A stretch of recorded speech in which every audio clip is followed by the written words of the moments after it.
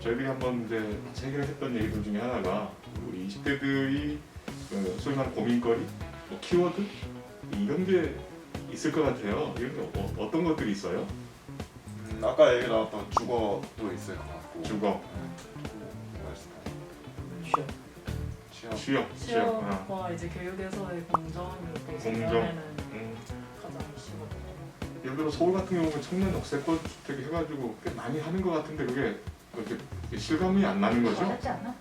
그러니까 충분히 제 주변에서도 그런 혜택들을 보고 있는 친구들은 많고 유의미하다고 생각하는데 그럼에도 불구하고 이 사회 전반의 분위기 자체가 주거권을 보장해주지 않는 이 사회가 만들어져 있기 때문에 그리고 주택이 사고 파는 것의 상품의 개념이지 내가 여기서 사는 것이라는 개념으로 지금은 우리 사회가 보지 않는 것 같아요. 분명히 혜택들은 돌아가고 있고 그것들이 없는 것보다는 낫지만 여전히 청년들에게 큰 부담이 되는 건 주거비와 주거 문제다. 우리 자식 세대들 이게 주거 문제 하나 제대로 어떻게 보면 해결을 못했다라는 생각도 들어서 사실은 자괴감도 들고요. 좀 미안한 마음도 많이 들어요. 뭐 주거 문제 지금 얘기들을 해주셨고 이제 어떻게 보면 주거보다는 좀 이게 더 큰 걱정 아니니까 아까 취업 얘기하신 것 같아요. 이제 보니까 올해는 4학년들한테 대기업에서 인턴 자리도 거의 오지 않았다. 그래서 굉장히들 이제 걱정들을 많이 하더라고요. 당사자들도 그렇고 부모들도 그렇고. 그래서 이 취업에 대해서 좀 얘기를 해주셨으면 좋겠어요.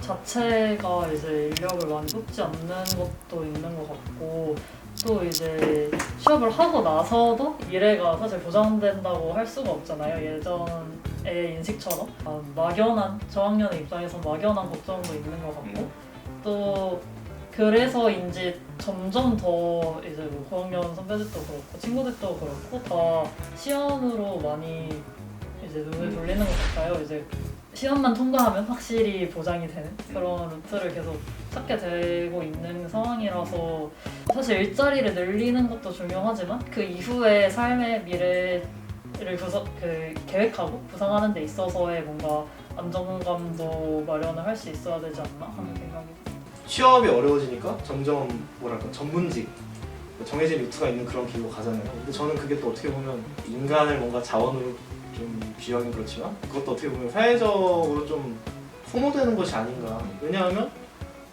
예를 들어서 지금 문제가 되고 있는 게 과학고를 나왔는데도 의대를 가고 이런 현상이 되게 문제가 됐었잖아요.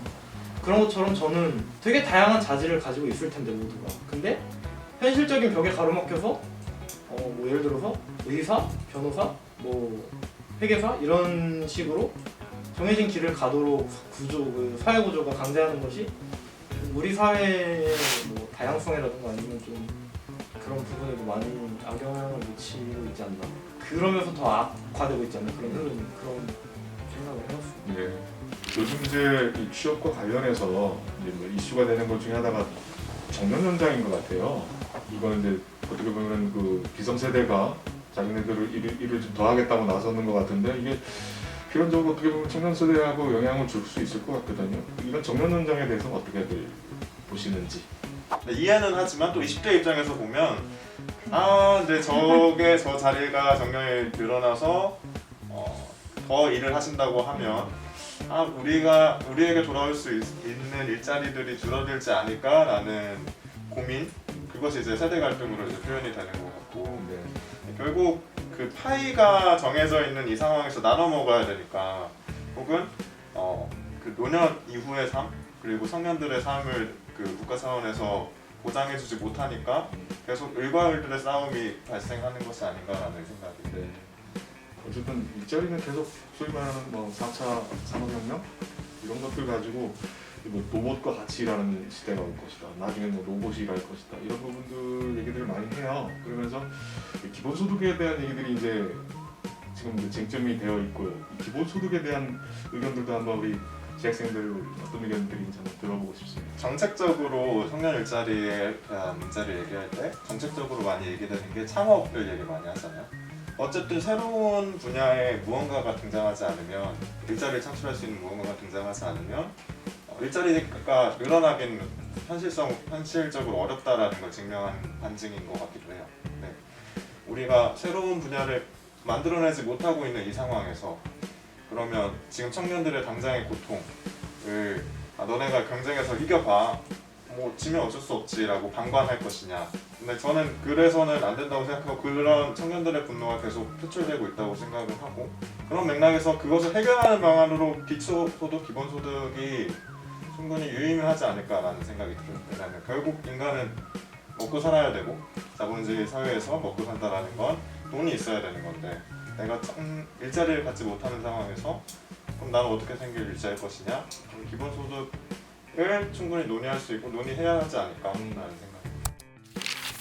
이제 마지막 주제 아까 키워드가 이제 공정 얘기를 하셨어요. 그래서 공정에 대해서 이렇게 공정이라고 하는 것도 굉장히 이제 범위가 넓은 개념이잖아요. 근데 우리 20대들이 말씀하시는 공정 이런 것들이 또 공정하지 않으니까 공정을 얘기할 텐데 그런 것들에 대해서 좀 얘기하시면서 오늘 주제는 마무리하면 될 것 같아요.